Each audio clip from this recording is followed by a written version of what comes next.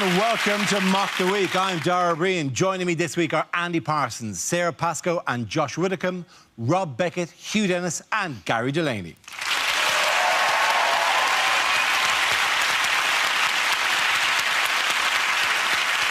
We start tonight with a game called Picture of the Week. I show the panel a topical image from the week. So, teams, here's your picture. But why has this man been in the news this week? As someone just said to him, give me one good reason why Labour won't win the general election. I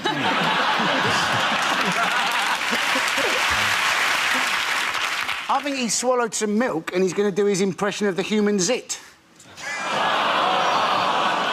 What he seems to be saying to me is he's going, if you want to hear crap, this is where it comes from.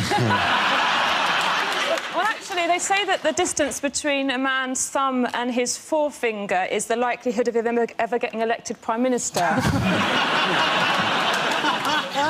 Is he about to demonstrate how he thinks gay men have sex? And they don't do that. They don't do that. I've no interest in them at all. You know, just for the once, you just go, come on, we just do it once. Boing.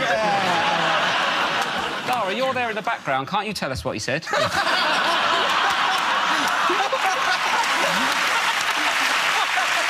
I'm getting scared. It's not me. You can't just... I'm sorry, the look-alike Dara game is quite clear, right? Yeah. You can't just point to any large, bald man and go... You don't know he's large. He's about 3 foot by the look of it, I think. I think what he's doing is he's going, I am the Phil Neville of politics.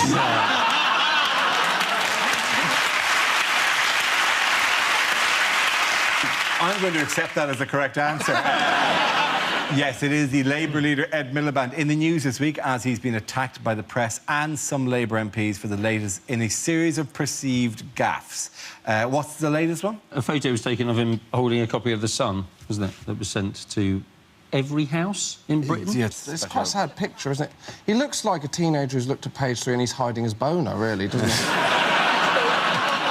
All the leaders did them, and this was regarded as being, well, because of Labour's links with Liverpool, that was regarded as an offence people to do there, but also it was just regarded, they were all doing essentially an ad for The Sun. I mean, Clegg did one as well. The one I think, he got the grief, this is the really freaky one, is the Osborne one. The Osborne, that's just bizarre. Yeah. Oh, God. Who holds a paper like that? Yeah. You know, he should have like a Waffen-SS thing on his hand going, these are your papers! These are your papers! Do you know what it looks like? You know when someone's taken hostage and they have to prove it by holding up a copy of today's paper? No, what year? What year is it? It's this year. Actually, this is quite interesting because they didn't put page 3 in the Suns they gave out for... It obviously did have a third page, but they didn't... One, two, the news is finished! No, they didn't put page 3 in them because it would be offensive to some families, and it's quite interesting because I've been thinking about this because, you know, there's this organisation called No More Page 3 because they think it's objectification and children see it and women get uncomfortable on public transport. Well, all these other people are saying, oh, why are feminists suppressing other women? Like, we live in the Western world, they choose to do this job. They wouldn't have a livelihood if you took it away. And I think I've solved it. And what we do is we make page 3 like jury duty. So every woman over the age of 18 now has to do page 3. And you just wake up one day, there's a letter, says, dear Sarah, please come to the Sun offices at 9 a.m. Bring some snazzy pants and a pithy quote about Syria. And you just have to go. Imagine the day you buy the Sun and it's your mum. That's the high price. That's the high price you pay for our freedoms. Your mum's baps occasionally will have to appear. I apologise to Josh's mum. I hope that makes the edit. That'll be the proudest moment of her life when she goes, Dara O'Brien apologised to me on TV. I know, she says, rearranging her back.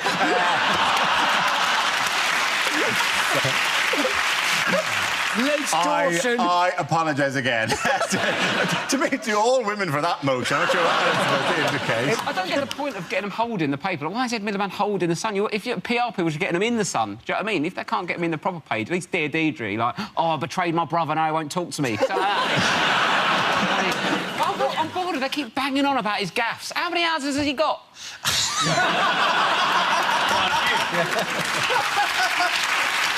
I don't care where he lives. But, yeah, it is. I mean, the Independent ran with that picture, ran with the headline, an unbelievable headline. Miliband fails to look normal while eating a bacon sandwich. news in the event that day. I like that they said his advisors stepped in. But I just imagine they stepped in and, like, It's also... Open wide, Ed! I think this is good PR for him, because although they actually say that people who eat messily are very good lovers, and also they're covered in crumbs that you can use for snacks. What does it matter if you can't eat a bacon sandwich? My dad's well good at eating sandwiches, but he'll be shit running the country. He upset everyone, didn't he? Because he upset people by eating it badly and looking unpleasant, and he also upset the Jewish community, of which he is part, by eating a bacon sandwich. It's like, for his next PR thing, he's going to hold up... He might as well just hold up a picture of Margaret Thatcher and eat a packet of Frazzles on Ramadan.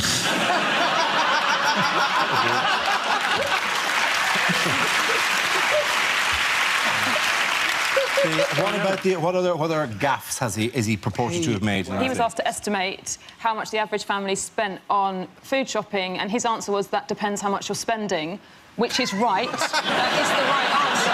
And then everyone went off on one. And then they said, oh, I want a number figure. And he said between £75 and £80. And they were like, oh, no, actually, you're out of touch. It's £100. Yeah, if he had said £150, we would be tearing a strip off him, like, oh, what are you eating? Caviar? It's like when you're guessing someone's age. You always go under what you think the actual answer is. Always go lower. You don't go, what, say you're 50, 55? What? I'm still in the school uniform. The reason it was so cheap is in fact what he does is he buys a lot of reduced price stuff that is way past its sell-by date in case his brother comes to visit. My theory is that he probably doesn't do the shopping. He doesn't do the shopping, and even if he does go to the shop, he probably hasn't got any money because he's always brought the wrong trousers.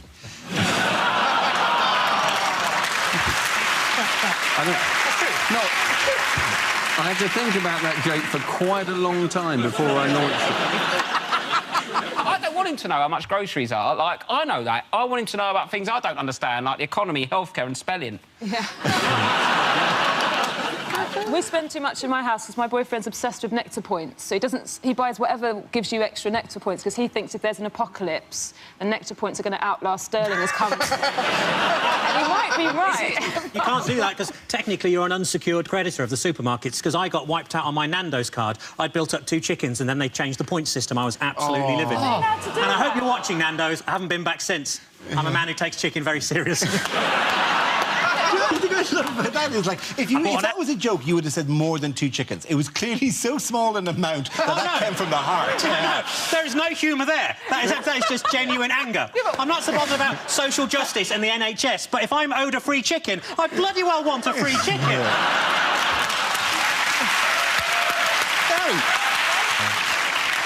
Now, what has Boris Johnson splashed out on this week? He's bought 2 things called Ziegler Wasserwerfer 9000s. He has bought the Ziegler Wasserwerfer 9000. Yeah, they're water cannon. He's bought 2 water cannon. Yes. Yeah. I'm hoping it's going to be like Boris bikes, and you can rent them out and ride them out. His idea is... driving up to your neighbour's barbecue, going, hello, Terry! No invitation from me again, I see! Those sausages are coming along very well. Or put fairy liquid in it and have a foam party. Surely the best way to stop a riot with a water cannon would be to put some Radox in it. Everyone just relax and have a look. He said the reason, didn't he? He said the reason he was getting them is because he thought that they could have been used to protect the firemen during the riots in 2011. As if, of course, the firemen didn't have their own high-projectile watering machine they could have used. I reckon he got really drunk and just bought it off eBay. Because that's what happened to me. I've got a pair of roller skates and a windsurfer in my shed. Windsurfer? That's a man. Yeah, I know. Does he ever put on the roller skates and just hear him just roller skating around the... You're laughing, but the bloke in your garage is bloody furious, I tell you.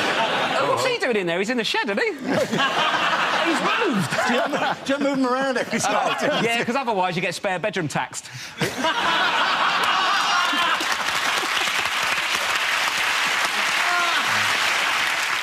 If Boris Johnson ever offers to show you his water cannon, say no. And Boris, if you're watching, I don't want your money, I just think you should see our kid.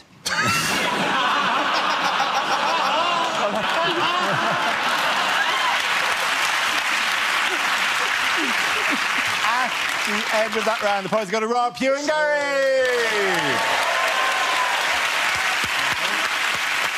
Now we play a round called hashtag Wheel of News, hashtag funny, hashtag lol. This game involves Rob, Sarah and Gary. So if you could make your way to the performance area, please. This round's a stand-up challenge. I launched a Wheel of News and whoever it chooses to stop, one of our performers must step forward and talk about that subject. OK, here we go. Let's spin the wheel. The first topic is family. Who wants to come in on that? I'll do it. Rob. I went shopping with my nan the other day. She's a very straight-talker, man, very sort of south-east London. And we were doing the shops. I said, Nan, get yourself some trousers. They're on special. She went, nah, it's all right, son. Got enough to see me out. How depressing is that? Basing your fashion choices upon your lifespan. She don't care. She's quite modern. She's on the internet and stuff. She went, I saw you on YouTube last Tuesday. I was like, watch it when you want, Nan. It's not scheduled. And she... Oh, is that a weird fly? Oh. Oh, it's weird, wasn't it? Weird fly. It's me granddad having a go.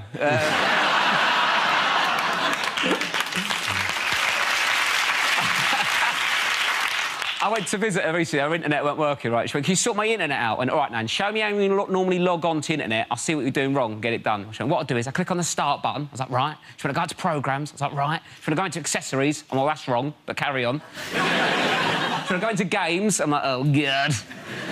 I go into solitaire, play that for a bit, click on the cross, then I double-click on Internet Explorer.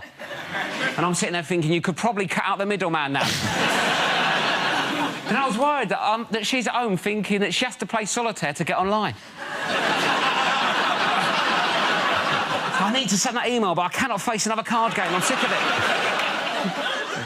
Any sort of, like, internet sort of computer people are thinking, actually, Rob, that is the incorrect route to solitaire on the latest version of Windows. You're correct. But she's on Windows 98. We're not upgrading her. It'll see her out. Well done, Rob. OK, let's spin the wheel. Somebody who's ageing. Who wants to talk about that? Sarah. OK, and so I'm 33 years old, which is where magazines will tell you that a woman has her sexual peak. And I used to think that was a lie, that it was something that they were saying to younger women so they wouldn't be afraid of getting older. Like, oh, yes, you will have a moustache and a slow metabolism, but you'll also be gagging for it all of the time. And now I'm this age and I do believe in it. I basically think your body starts flooding with hormones because you only have so much longer left to have a child, because that's it. I'm 33 and I've never had a baby. I have had a tapeworm.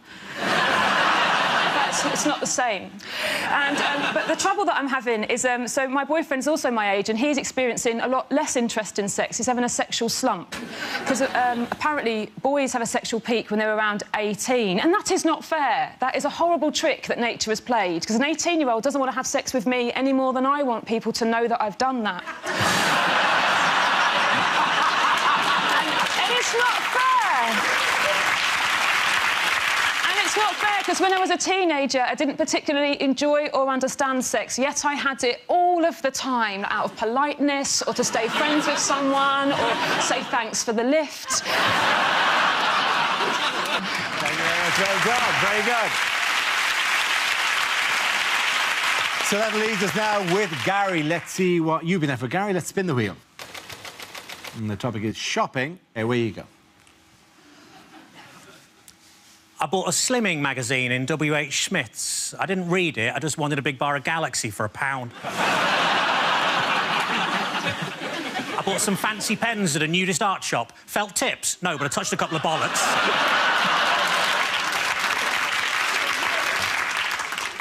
I was in a lingerie shop. I said, are these knickers satin? He said, no, they're new. I went to buy a Christmas tree. The guy said, you're going to put it up yourself? I said, no, I was thinking the living room.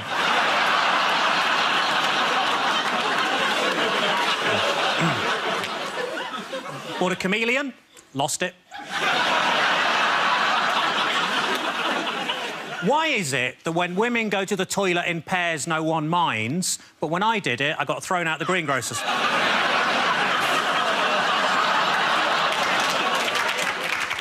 I got into a fight with my acupuncturist and stabbed him. He said he'd never felt better. According to the vet, my cat's in heat. I didn't even know she was famous.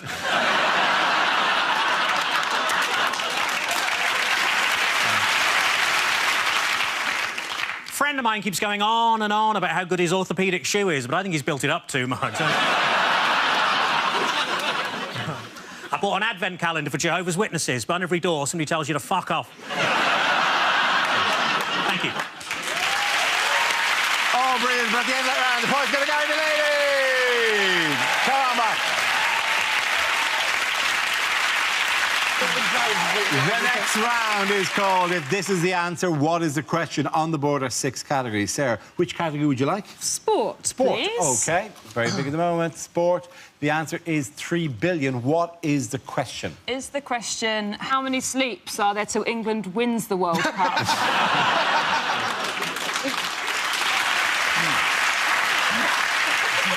Is it how many people on the planet would be a better commentator than Phil Neville?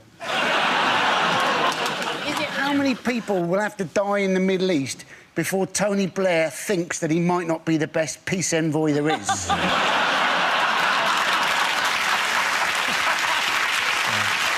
Is it what percentage battery life do I need on an iPhone to last all day?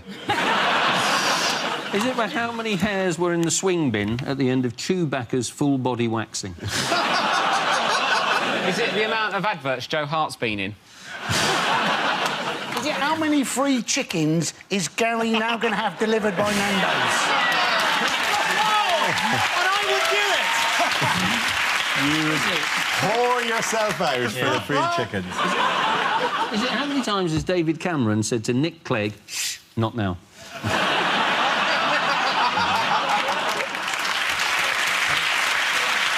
OK, I'm going to move you towards a correct answer. This is how many... It's loads. It's how many people actually watch the World Cup. Yeah, you're absolutely right. Well done. Very good.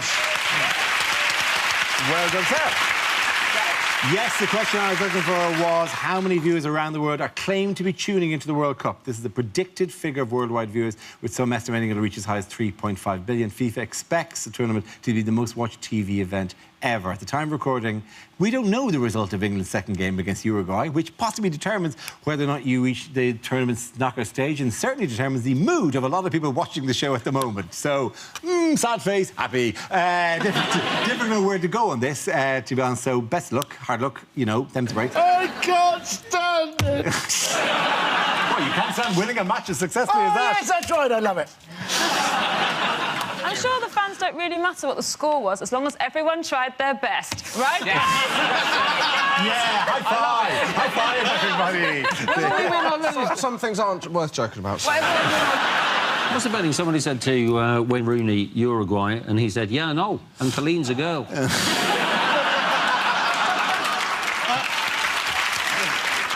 Didn't they try and acclimatise? One of the ways they acclimatised was by eating really hot curries. And apparently, Sturridge likes a vindaloo, Gerrard likes a madras, and Rooney prefers a plain naan.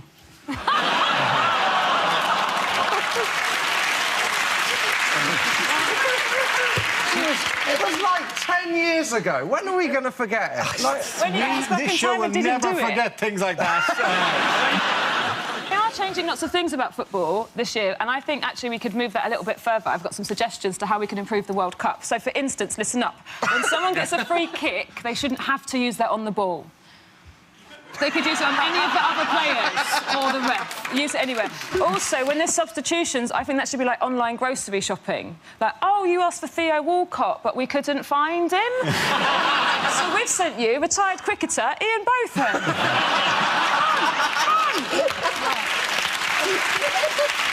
do you know what? I'd still vote for you ahead of Sepp Blatter. What other innovations have we seen this World Cup? Spray foam. Spray foam. Love it. Spray foam is magic. So exciting, It's isn't it? really good, isn't it? it's really because great. it's actually I think people genuinely think it's like a wall. It magically creates a barrier. They go, oh, like they're trapped in a crystal prison, like Superman and I can't get out of here. I'm trapped against the glass. It does disappear pretty quickly, but if you're going to put a white line in front of footballers, it's going to go, isn't it? I'm impressed that at no point so far has anyone drawn a cock and balls with it, which you think would be inevitable. They've not warned us about it, so it just looked like he'd completely lost the plot. You know when, like, Vanessa started writing things in Big Brother? It look, I can't deal with the pressure, I'm just spraying on the ground. Who was the talk of Twitter during England's first game? Mr. Philip Neville. Yes, it was Phil Neville. People were disappointed that he didn't have much charisma as a co-commentator. This is Phil Neville. He's not a byword. No one before that was going, well, my dream dinner party. Well, Martin Luther King, Gandhi, Philip Neville. He's a very boring man. What do you expect? The thing is, I felt sorry for him, though, because, you know, basically, he wasn't as good a footballer as his brother Gary. He's not as good a commentator as his brother Gary. You feel if Phil Neville entered a Phil Neville lookalike competition, Gary would win that. The only person who thinks that Phil is better than Gary is Ed Miliband. And the choice of music doesn't mean an inspiring piece of music. The ITV music in particular is just a guy going, Brazil. And they could put the rest of the song out. It's like, it's a really good song. It's a really famous samba song, that one with like, dun dun dun dun dun dun dun dun dun dun. No, we don't want the bit. We just want the bit where you go, Brazil. I like it. Obviously, I've loved the Brazilian rhythms. Yes, obviously. Yeah. Obviously, I look at you and I think, here's a man who loves Brazilian rhythms. I think Josh Widdicombe, and I think the intoxicating samba rhythms of Brazil. You know, we see you backstage, Josh, where you wear that giant, like, headdress that comes all the way out. And you're just in there going, hey, what are we going to talk about in the show today? Dun, dun, dun, dun, dun, dun, dun, dun, dun, cheeky little look in your face. Well, I'm looking forward to when they watch this bit of the show and then get you in for the final. It's going to be brilliant, isn't it? You sambering across the ITV studio. If they flew me to Brazil for the final, I will wear the headdress. I am dun, dun, dun, dun, dun, na, na, na, na, na, na, na. Oh, you'll happily wear it. I think if we had a whip round with this studio audience, it could happen. I get to Brazil. I'll just go on the beach behind the ITV studios. I will not go. I will not go. It's a public beach. Carried on.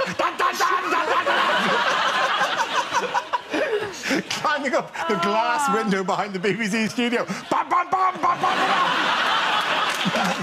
Oh, yeah, I love that. I would do that.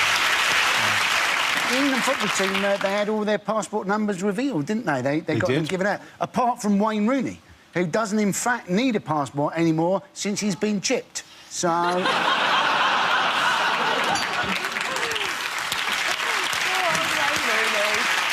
I feel sorry for him. Wayne Rooney could have half an hour ago scored like a blistering hat-trick and be the greatest, most beloved man in the country, and we're here still peddling the old stereotype about Wayne Rooney. He hasn't scored a hat-trick and then gone, I'll go for that. I'm going to celebrate by watching my favourite show, Mock the Weeks.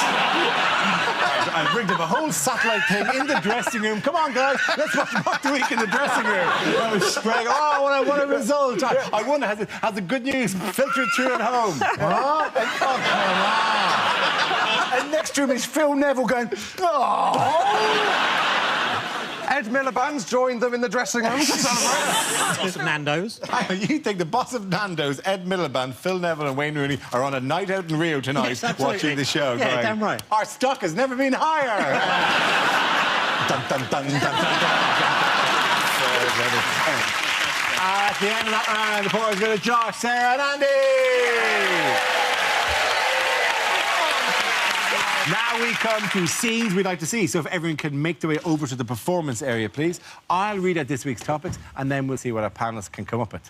OK, here we go. Our first subject is things you won't hear at the World Cup.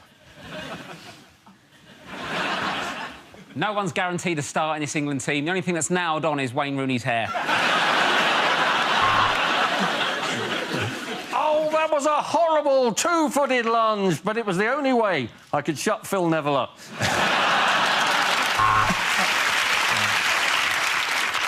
And now our cameraman is going to pick out some of the plainer girls in the crowd. Let's have a look at possession. Yes, 7 Colombians have been arrested for it. Hang on. It's not very... Sorry. So it's just this one side is doing it all the time. That's really unfair. I'm so sorry, right? You two, you're kind of hogging it a bit. So for the rest of the round, I'm sorry. You're just going to have to...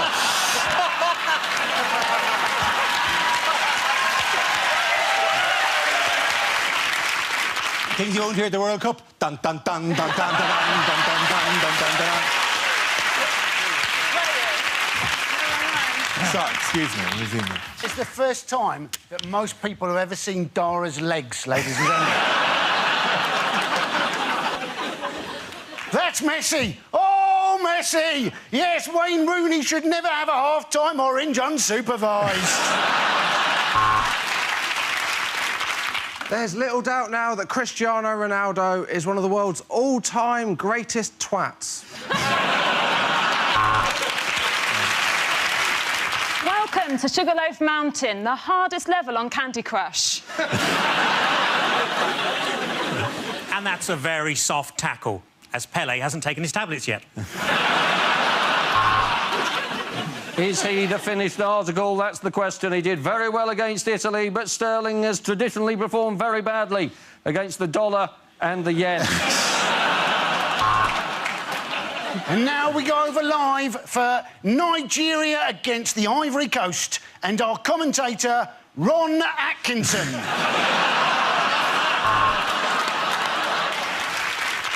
You join us here in Brazil where it's still fucking well up. Hey, who's heard what's going on in Iraq?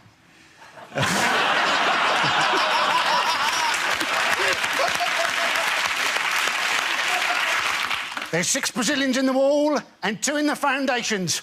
That's the mafia for you.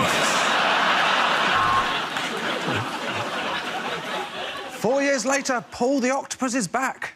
And what a stew he made. Andre Pirlo, the only player in world football to be named after the Palestinian Liberation Organisation. There you go. OK. The next topic is unlikely things to hear on a cookery programme. No, that's the flour, Nigella.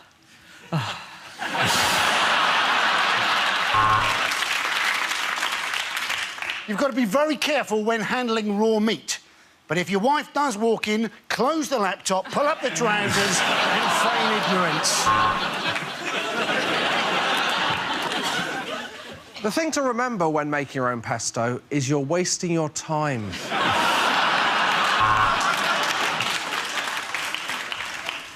So, pop in a lemon, shove in the stuffing, sew up the mouth, and that should keep Greg Wallace quiet for a bit.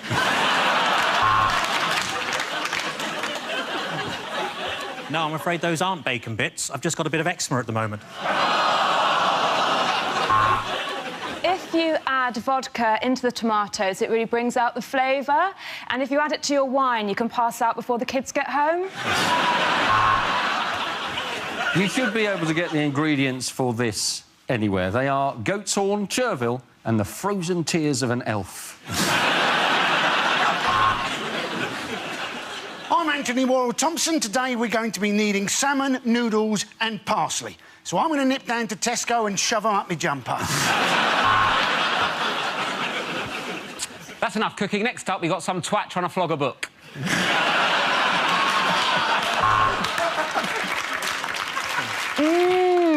Does anyone know what's happening in Iraq? Welcome to Chinese Meals in Minutes. I'll have a 19 and some prawn crackers. So, alternatively, it's gas mark 4 for 20 minutes. You're watching Dignitas Television. This asparagus smells delicious.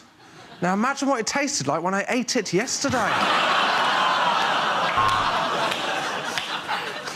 After MasterChef, Celebrity MasterChef and MasterChef The Professionals, now it's MasterChef. The only 5 people in Britain who've not been on MasterChef.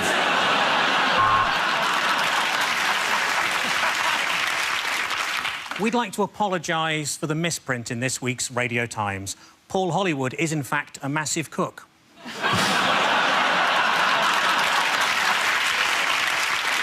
We only use the freshest ingredients, so this is Daisy and this is a stun gun. OK, at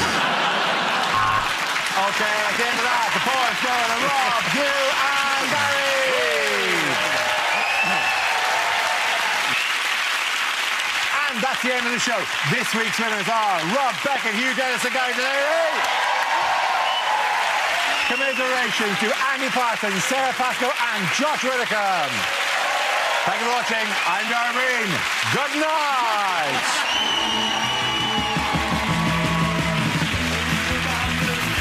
that's it. You've had your laughs. Now fill up on sport. Japan versus Greece is BBC One's Match of the Day live right now. Or if you just can't stop laughing, then go to BBC Three for Russell Howard's Good News. Here on BBC Two, Newsnight is next.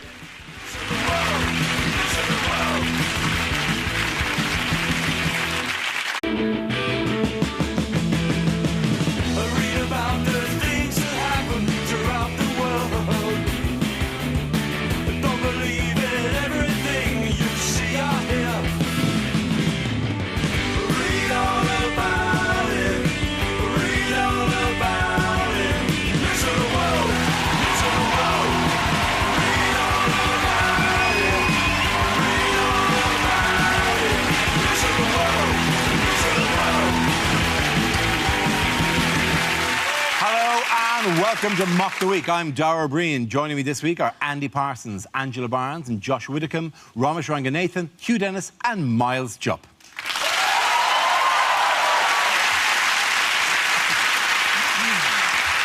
We start with a game called Picture of the Week. I show the panel a topical image and ask them to tell me what's happening. So, everybody, what's going on here? Is it the new series of Wife Swap? Is this what Life of Pi looked like before they added the CGI? Yeah. Is this a gay couple showing Merkel and Cameron that did actually cause the flooding? I think he's more likely to be saying, so we're agreed, 3 more days, then we eat Angelo. Is it simply dogging for posh people? Row over to that one there. You're doing an excellent job. Keep it going. Very good. We'll just tie up here. What you can't see is Farage on the shore side with his binoculars. Just go there. It's a boatload of immigrants. I don't think they're trying to get into Britain. Are they saying, so the rule is, if she sinks, she's a witch? Is she saying, David, this is neither the time nor the place to bring up the D-Day landings? Is it Dara Breen livid with the new cast for 3 Men in a Boat? Just you. To be honest, you know, lose a couple of pounds. That could be the guy there with his back to you. A couple of pounds? All right. All right. Yeah. Does anyone know what it actually is? I think this is the European leaders out on a boat trip discussing this guy Jean-Claude Juncker's appointment as the President of the European Commission. Yeah, we'll give you that. Well done. Thank you very much. Here,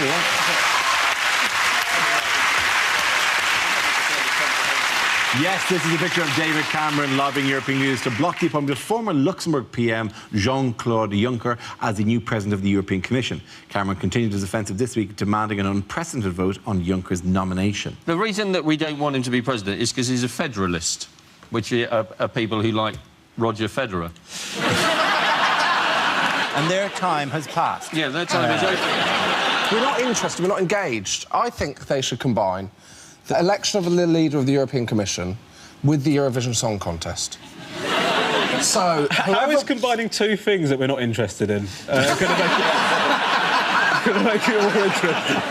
I think this guy would make a terrific president of the EC. Or a bad one. It's really difficult to make this both an interesting story and an interesting opening round. Hey, everybody, finally the chance to do all those jokes you wanted to hear about the 19-year president of Luxembourg, Jean-Claude Juncker. Yeah, say wanker. We're all Doesn't Cameron need a candidate to replace him, to say that Europe does love, like Mr. Bean or David Hasselhoff? Or... Yes. Or Conchita Wurst. Yeah. Exactly, yeah. So he's a federalist and he comes from Luxembourg. Yeah. And we have nothing in common with Luxembourg, except possibly in the future, our FIFA ranking. Cameron is basically trying to be tough against UKIP, isn't he? He's going to try and show everybody that he's really tough. Because what happened, he made a mistake. He called UKIP, he said all their supporters were fruitcakes, loonies and closet racists. And then loads of people actually went out after he'd said that and voted for UKIP. It was like he had described a large part of the British electorate. There is a party for me! Finally. Brilliant! think it's ridiculous, though. I mean, the reason UKIP did very well in the European election is because everybody's worried about immigration. And it's kind of... What I don't understand about that is why they think immigrants want to come here. It's like the immigrants have looked on TripAdvisor for Britain and gone, oh, yes, no, this looks good. Yes, it's cold, it's wet, they're shit at football, let's go there. That was an incredible generic immigrant accent. Very good. Tiny bit of Nigeria, tiny bit of the Indian subcontinent. It was amazing how you got them all. A little Susan of Sri Lanka. And a tiny little bit of meerkat.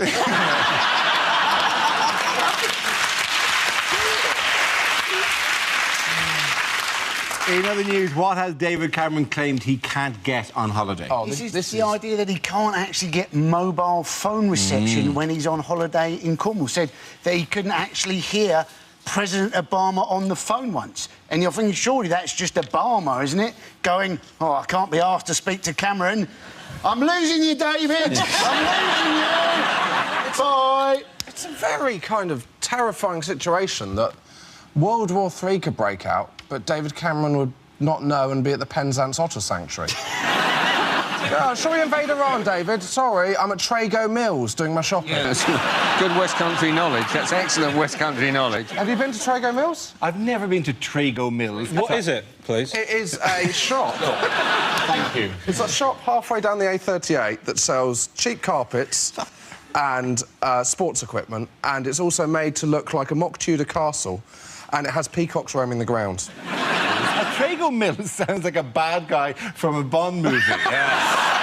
You have crossed me once too often, but you will rue the day you crossed Trago Mills. I have cheap carpets and conservatory furniture. I know that the point of this story is to sort of strong-arm mobile phone companies into sharing maths, some sort of technical element to it. But it is paid a slightly ridiculous situation that if I walk 10 feet, I'm suddenly out. And all those times that Obama's ringing me, that I've got to return home, and like the local shopkeeper goes, "Oh, you had a phone call? No phone? Some Obama bloke rang." He said it was very sunny in Iraq. It shows you the different level of technology between the two countries. Obama's got Air Force One and the Beast, and Cameron has got a Samsung Galaxy. I mean, do you think he got to the point where, like, you know, Nick Clegg finally thinks he's stepping up to the plate, like Cameron's on the phone, listen, my phone reception is a nightmare, we've got an important situation, Nick, I need you to step up, I need you to do the right thing, can you get in touch with Vodafone and get this sorted out? Just call him on the landline. Yeah. That does seem... You seem to have cut through the many levels of the story quite easily. I wonder if he's on holiday with his family, it might be that he doesn't want to give Obama the landline number in case his mum answers. Like, oh, Mum, it's so embarrassing. He's supposed to talk to me, not you. The honest truth is, Obama doesn't call him. Why does he want to take work calls when he's on holiday anyway? He's on holiday, for heaven's sake. Obama shouldn't be ringing him when he's on holiday. He should be more bloody respectful. And secondly, we don't want him to be answering work calls. When he's on holiday, he needs to relax and get himself into the right sort of state of mind for running the country. You don't want him to be sort of making important phone calls about policy at the same time as he's trying to prevent his children squeezing sun cream into the car radio or something. It does look like the most boring... I mean, I've been on some bad holidays. Never have gone, oh, what did we get up to? Sat with our back to the beach and enjoyed a bottle of water. It's actually a very exciting game they play, where they just sit there for hours and see which one tries to rehydrate themselves first. It would be magical. In other news, what has the government promised motorists this week? They've said that if your ticket machine is broken, then you can just park there. Which is basically going to lead to people getting to the ticket machine, seeing they've got no change, getting the baseball bat out the back of their car. I've got no change, but I do have a baseball bat. What sort of impulse purchase is that? No, just a bar of chocolate, please. Hello, are they baseball bats? I do think it is a weird strategy, because what you're saying is we're going to make it OK for you to park by a broken meter. So, you know, a solution seems to be fix the meters. Do you know what I mean? Rather than make it OK to park next to broken ones. It's like saying, well, you know, all the trains are late and we know they never arrive, you know, when they're supposed to. So what we decided to do to tackle the problem, we've decided to abandon the concept of time. So Nobody's ever going to be late for anything. Are you late, or are you not late, or are you simply never? Has it not arrived to you? At the information desk. And people go, I'm not sure you'll be able to help me. Oh, will I not be able to help you? I'm blowing your mind. Why has Pickles done this now? I reckon all that's happened is recently Eric Pickles got a parking ticket when he was only 10 minutes late, and he's thought, oh, I could do something about this. I'll tell you what he looks like there. He looks like Trago Mills. You crossed me for the last time, Mr. Bond. His hat, rather weirdly, has got the face of an owl, if you look at it. By the way, an interesting related note, what did Labour promise for everyone this week on Twitter? Oh, owls. Genuinely owls. The Labour Twitter feed, they claim, got hacked with the words, everybody should have his own owl. This is sinister. This is Trago Mills.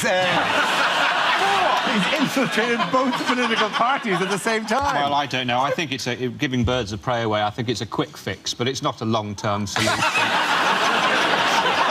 I'm just very sad. I live on my own. I was looking forward to getting an owl to talk to. All I've got is my Henry Hoover. You know, if you lived at home with an owl and said, oh, just you and me now, owl, and then the owl just slowly turned its head away.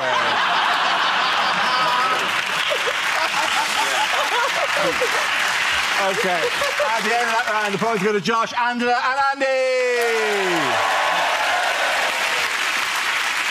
Now we play a round called Mock Them Up and Throw Away the Key. This game involves Romesh, Angela and Josh, so if you could make your way to the performance area, please. This round's our stand-up challenge. I launch a wheel of news, and wherever it chooses to stop, one of our performers must step forward and talk about that subject. OK, here we go.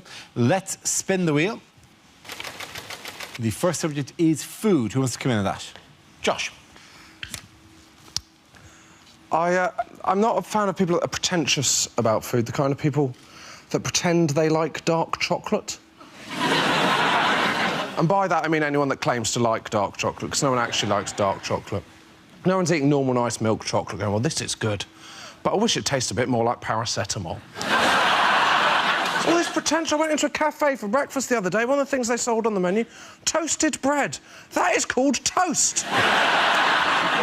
What are my other options? Flaked corn topped with the juice of a milked cow? Maybe I don't know what people want from food. I was walking along the street the other day. A van went past. On it said, Waitrose, do you like your bananas green? And I thought, no. No, I'm not a huge fan of diarrhoea, no. I don't like my bananas green for the same reason I don't like my chicken Kiev's dangerously underdone. But now you go into Waitrose, all they have got is green bananas. You go, am I the only person that's ever bought a banana because they want to eat the banana? Someone else go, oh, I think I'll fancy a banana in about 7 days. Better go out and buy one now. Can you come out tonight, Steve? No, I've checked my diary, I'm eating a banana. And all they do is sell them in bunches, so basically what I've got is no bananas for 7 days, followed instantly by far too many bananas all at the same time. Well done, Josh. OK, let's have the next topic. The subject is health. Who wants to come in on that? Angela. Yeah, I am quite a sickly person. My own mother once said, Jesus, Angela, if you're a dog, they put you down. That's... Yeah, I've got something called glue ear. Well, I don't know if you know what glue ear is. It necessitates the wearing of grommets in your ears, right? Now, I don't know. Some people have grommets when they were a child. Child is the key word there. I'm 37, I've got grommets. I might as well have sodding nappy rash. Even the word grommet is a cartoon character. You know, you don't get that with adult procedures, do you? My grandmother, she's had a bilateral hip replacement. She hasn't had a double SpongeBob. Grommets, right? And they're inconvenient as well. They're inconvenient because I love swimming, right, but I can't get my ears wet, so I have to wear a swimming hat. My mum bought me a red one because she said it would just look like your hair. It doesn't. No, I look like a Lego version of me. And that's not even the worst of it, right? That's the worst of it. Twice a year, I have to attend something that's called the Glue Ear Clinic, which takes place at my local children's hospital. You have not known humiliation until you've been a 37-year-old woman sitting on a plastic toadstool, thinking for old Mr. Men comics, waiting for a nurse wearing a Peppa Pig apron to call your name, or 10 sets of parents stare at you, wondering where the hell your child is. On the upside, though, I do have the world's largest collection of Brave Girl stickers, so it's not all bad. One of the side effects of having glue ear is my eardrums burst quite frequently, right? And that's not pleasant. It's pussy, it's messy, it's oozy, it's bloody. It's horrible. It's not very nice. It happens to me all the time. Happened to me once during sex. I know, disgusting. Although it was quite entertaining to see the look on the gentleman in question's face as I saw him think to himself, oh, my God, I've actually shagged her brains out.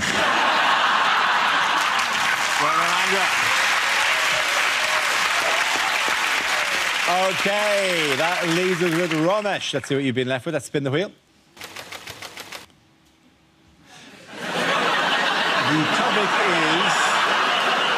The topic is animals. I'm into animal rights, actually. I recently watched this film, Blackfish, which is about this killer whale that ate 2 of the trainers at SeaWorld, killed 2 of the members of staff at SeaWorld. And it's an interesting film, but I do have some issues with it. You know, one of the things they say in the film is we call them orcas. Some people call them killer whales, but these are beautiful, beautiful orcas. We call them orcas. This one killed 2 people. Right? That's a killer whale, right? He lost the right to be called orca when he slaughtered 2 people, yeah? And people are surprised by what happened. People are surprised by what happened. They say, oh, my God, I can't believe what's happened at SeaWorld. I can't believe that one of the killer whales tried to eat one of the trainers. Listen, that's not a surprise. I'm a vegan, right?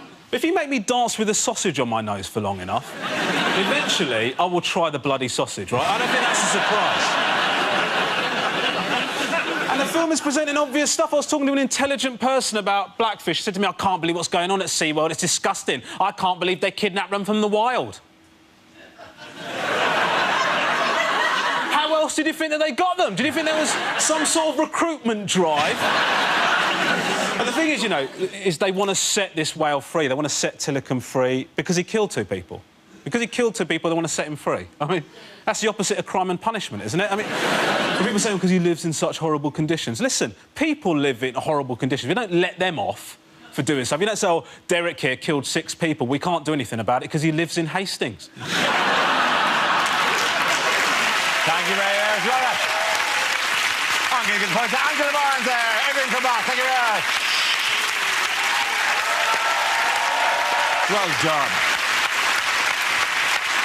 The next round is called If This Is the Answer, What Is the Question? On the board are 6 categories. Angela, which category would you like? I'd like home news, please, Dara. Home news. Ah, blessed break from sport. The answer is 56 years.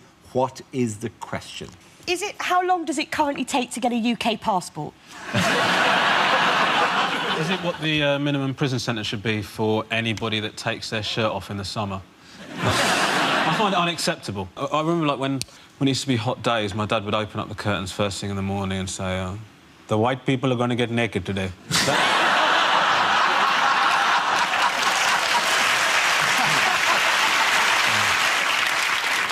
Is it how much did David Moyes age in his 6 months at Old Trafford?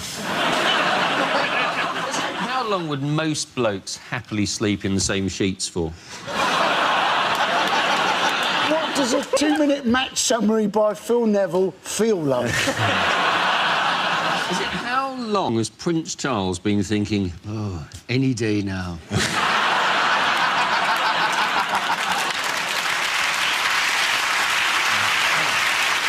Is it how long could I hold a poo in if I shared a flat with Oscar Pistorius?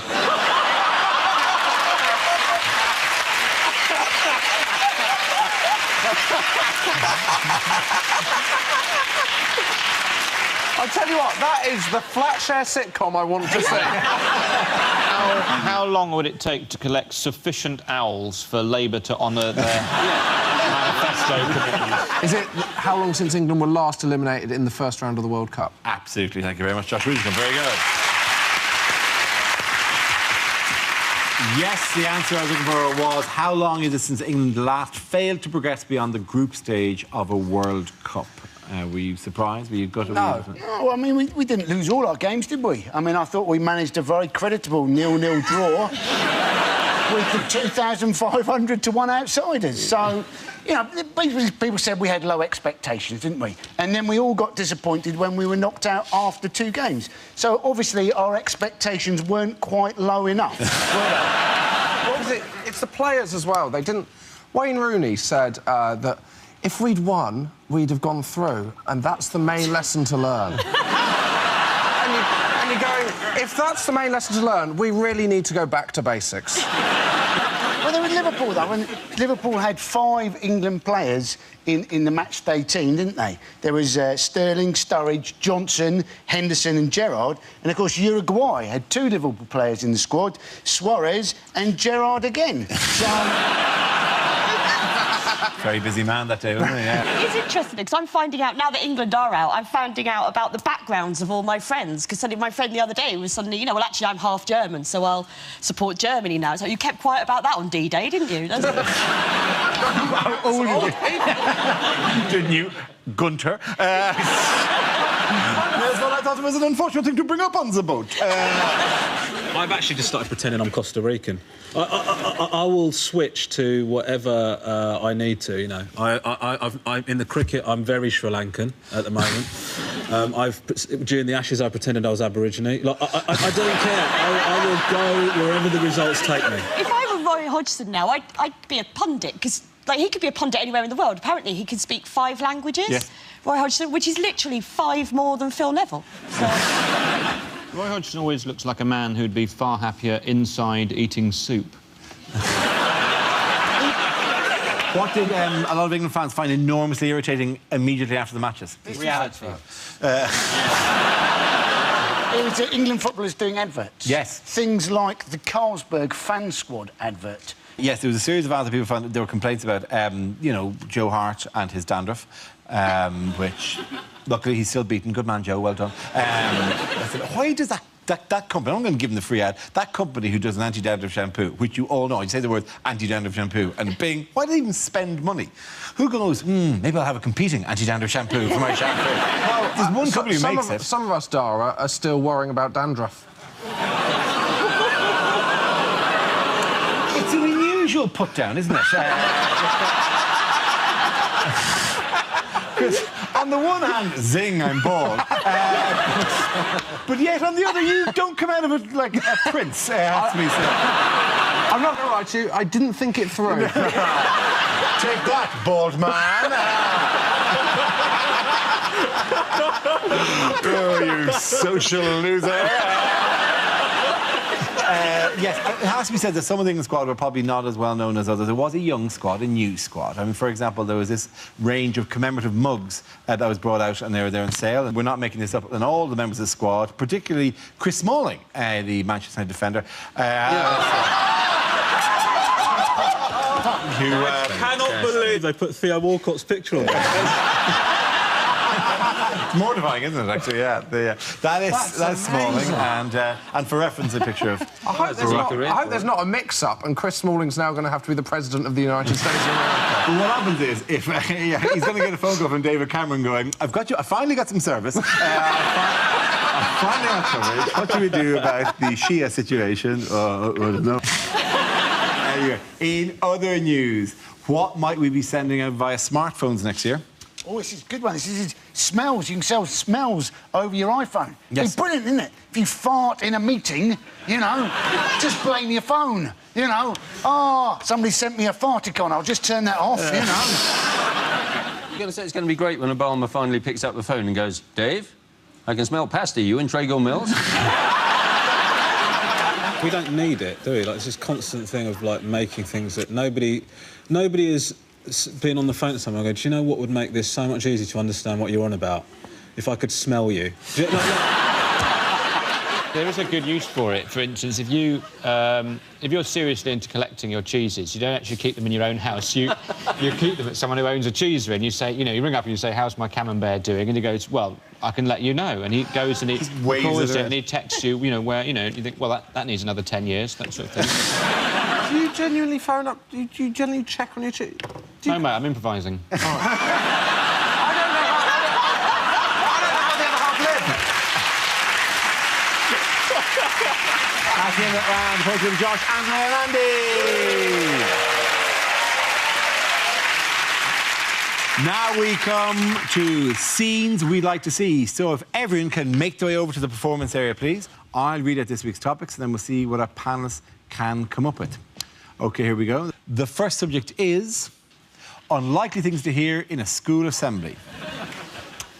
It's your own time you're wasting, so please think twice about choosing media studies as an option.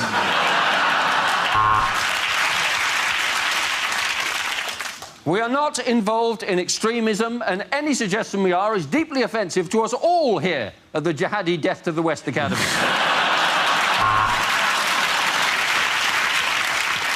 Congratulations to the Year 7 football team who beat England.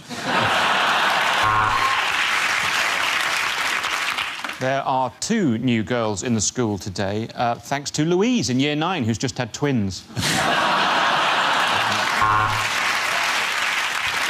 New school rule, from next term there will be running in the corridors because we've had to sell off the gym.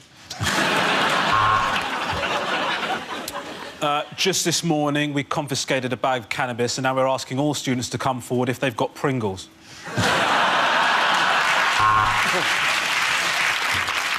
Good news for last year's leavers. We have 4 at Durham, 4 at Edinburgh, 4 at Bristol, and you can't find a better selection of prisons than those.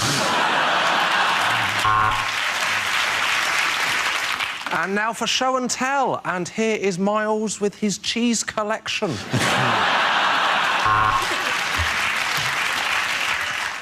Congratulations to the first 11 who yesterday beat St Christopher's 37-0. St Christopher's is an intensive care unit, but nonetheless, well done.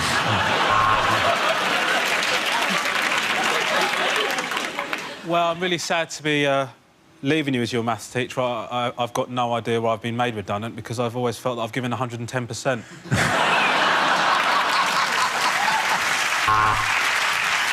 Just a note for 5D. When I said that Thomas should be in a blazer, I didn't mean set him on fire.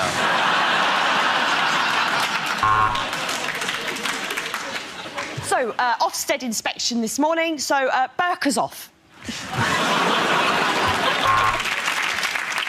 Now, I know today is no school uniform day, Barry, but we were hoping that you would wear something else. And now the register is the reason that Mr Smith cannot be here at the school today. So if ever you feel the need to do drugs, have a word with the supply teacher. OK, the next topic is commercials that never made it to air. Come to Treagle Mills. We got peacocks and everything.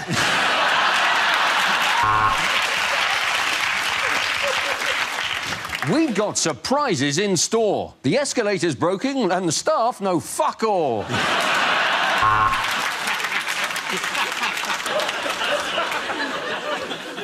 Dignitas. It's not au revoir.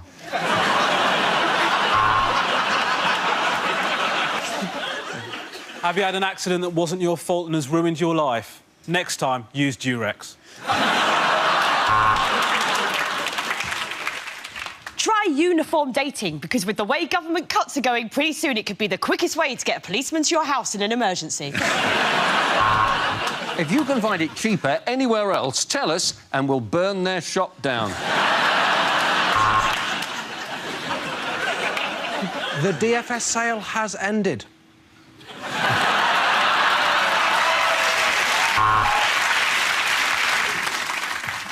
Have you been injured whilst doing voluntary work? Well, it's your lookout, isn't it?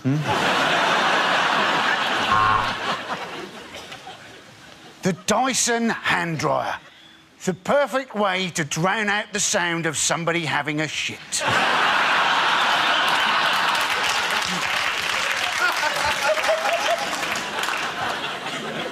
Papa?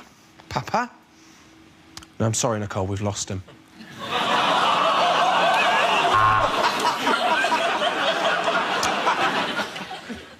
Buy little wine, because poor people shouldn't have to drink cider. Steven Gerrard drinks Lucasade. This has been a Red Bull commercial.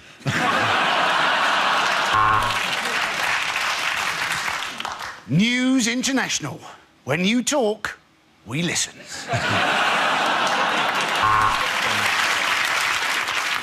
To qualify for second meerkat toy, Alexander has invaded Ukraine.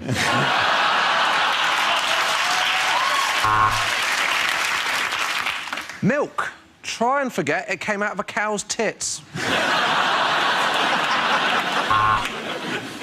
Have you booked Joe Hart to advertise your product?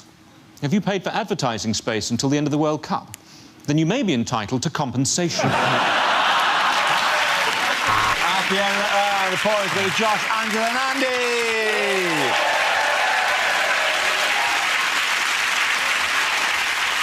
And that's the end of the show. This week's winners are Andy Parsons, Angela Barnes and Josh Whitcomb. Commiserations to Ramesh Ranganathan, Hugh Dennis and Miles Schuck. Thank you for watching. I'm Dara Green. Good night.